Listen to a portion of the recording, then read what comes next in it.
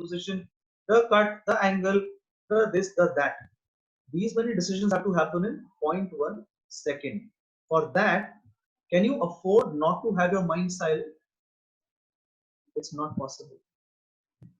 So is keeping your mind silent merely a spiritual goal, or is it actually a performance goal or a performance driver? It's actually both. So there is no difference between spiritual life and business life. We make boxes in our life. I'll manage my life in boxes. One life is personal life, another life is work life, and then we go about talking about work-life balance. Yeah, fact is this: there is one key driver. If you put that in place, it will drive everything else for you. And that is the skill to make your mind silent. But here is a question. So, like I said, calm mind is a driver of performance, focus, even your business goals. You know, it requires you to have that calm, silent space in your own mind. But here is that question which I was talking about. Has our education taught us how to make our mind silent? All of us have been through the same education system. We've been to a school for 12 years, for either 3 or 4 years. Some of us did 3 years. Then some of us did post graduation.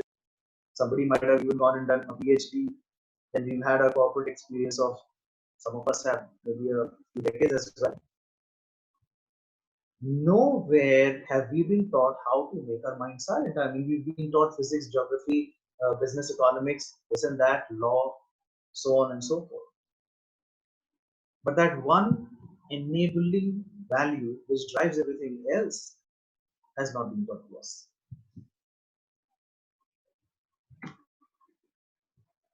So this mind that all of us have and we've not been taught anything about, it has its own character. It comes with its own pluses and minuses. So when we've been born, we've all been born with our mind at its default settings. It's factory fitted. It's gifted to us with certain factory settings. The biggest characteristic of the mind is it oscillates between two places, two spaces. So this is a question for all of you, and you can reply in the chat box. Which are these two places that it oscillates between? Arba? All right. So guys, again, I would request you to please use the chat box and share which are the, oscillates between these two places. By default, it happens. Okay, so mind So which wanders are these two places? past and future. Amazing by Sanjana. Great Okay. thought. Okay. To do or not to do by Shampa. Oh wow. Okay. Positive and negative by Deepika. Jitendra says positive and negative thoughts. Zeri says heart and mind. Sanjana says while it should be in the present, which we don't realize. Wow. Okay. Heart and mind by Lakshya again. Rational versus emotional by Manpreet. Fear and joy by Jitendra. Okay. Again, what to do and what not to do. Positive and negative. Okay. Great. Thank you so much. Okay. Super. Fantastic. Fantastic. So, a lot of you have shared the effects of what happens when the mind oscillates between two places. It oscillates between positive and negative because, so that's an effect. The mind feels fear somewhere and joy somewhere else. Or it tries to argue rationally on one side and it tries to feel on the other side. Or that, it's wandering sometime and it's in some other space some other time. These are the effects. Key is this: the mind oscillates, and the very first person said it. So, like I said, this is a very intelligent group. The mind oscillates between the past and the future. 99% of the times, in fact, ever since this presentation began, for 99% of you, the mind has already gone from this screen that you're sitting in front of to something else that's happening in the house, to something that's happening in your friend's place, to some email that you're supposed to respond to somebody else, to what will happen to Corona, to etc., etc., etc. Right? So our mind, even while we are here in this conversation, because of its very nature, it keeps flitting between different places. It's its nature. And the fundamental is that it oscillates between past and the future. And like Sanjana said, while it should be in the present moment. So what happens when it goes to past and the future, it feels certain emotions. Now, many of you have mentioned positive, negative, etc. I'll just share this to you straight away. When it goes to the past, very often we feel, oh, I wish I had done that differently. Oh, I wish, I had not said that to that person. Oh, I wish things were different. When it goes to future, we are making plans, and with those plans comes a long tail of that I want to be in that country at that time, but will that thing be fine by then? Oh, will my income be that much by that time, or whatever else? So we have plans, but alongside we also have anxiety. So what happens because of this repeated oscillation is we keep swinging between these emotional highs and lows of guilt, regret, anxiety, worry. And sometimes we feel okay, for that brief while when the mind is in the present moment, we feel, oh, everything is fine. But then it doesn't remain there. It again swings on one side and it again swings back on the other. And this is how the entire life goes by. Yeah. So, like Sanjana said, practice the mind needs to be in one place, the present moment. Now, look at the nature of the mind. It is so slippery. Like I said, even in this presentation, it has been slipping out of this laptop, out of your own mind, out of it's going everywhere, right? That's how slippery the mind is. It is hardly ever in the present moment. So, how do you control something as slippery as the mind? You can't control it by reading a book which says control the mind. It is like telling monkey, hey monkey, I have got a supervisor for you, and that supervisor is another monkey. It doesn't work. A monkey cannot supervise a monkey. So a thought cannot supervise the mind.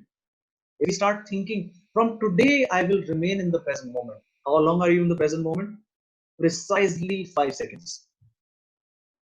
Right? This is what happens when we try to learn about how to manage the mind from sources outside of us. The mind is inside us. We need to understand and help manage this mind with a tool inside us. And the good news is all of us have that tool. It's more powerful than the mind. So the previous slide was we need something more powerful than the mind itself. Naturally, if you want to control an animal that's really powerful, you need an animal even more powerful.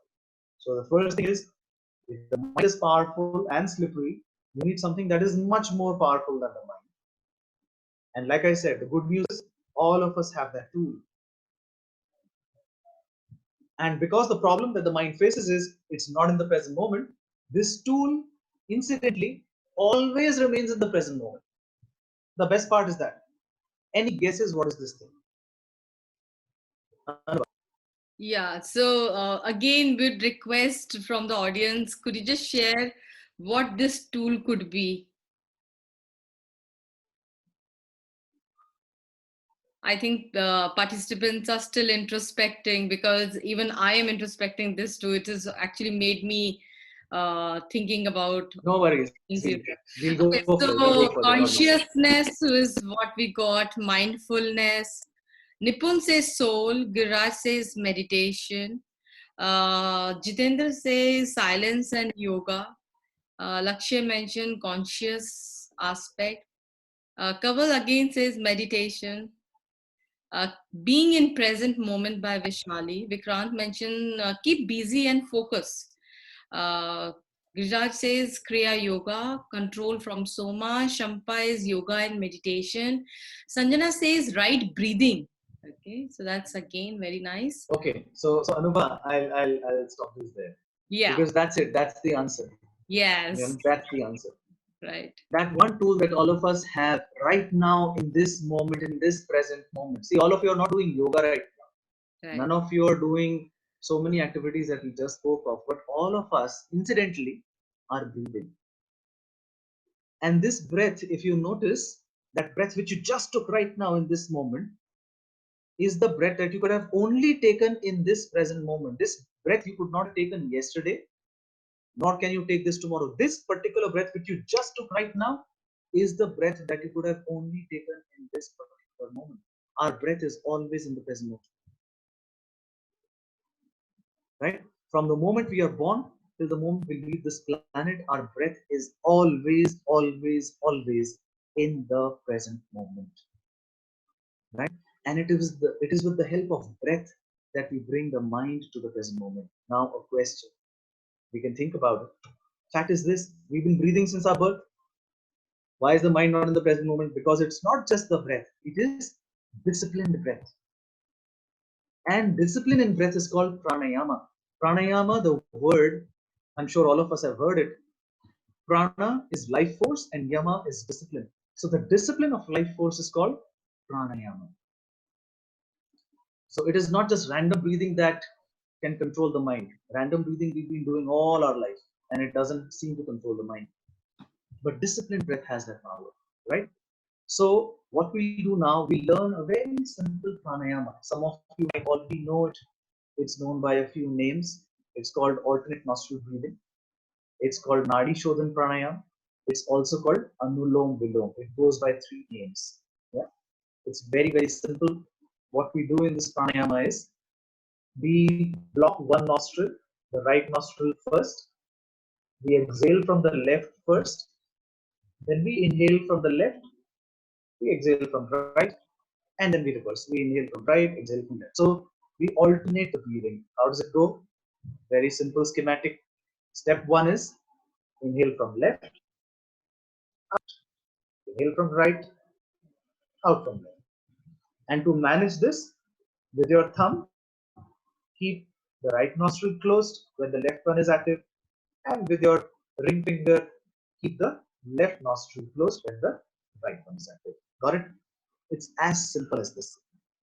And between the thumb and the ring finger, you have the index and the middle finger. These two fingers remain in between the eyebrows. So the posture is I hope my posture index is finger. right. Yeah. Just we'll take 30 seconds to get the posture right first. Keep your index finger and the longest finger, the middle finger, in between your eyebrows. Okay, lightly touching in between your eyebrows. So, Puneet, if you can share your video, let all of us see you and we all can practice it right now. One second. Because net speed is a little slow, so fast.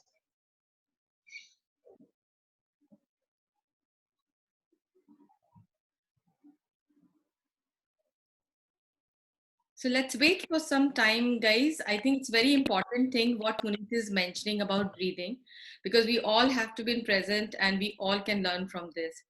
So in the picture, it's already been demonstrated in step one how we have to use our, the index finger and the middle finger and the thumb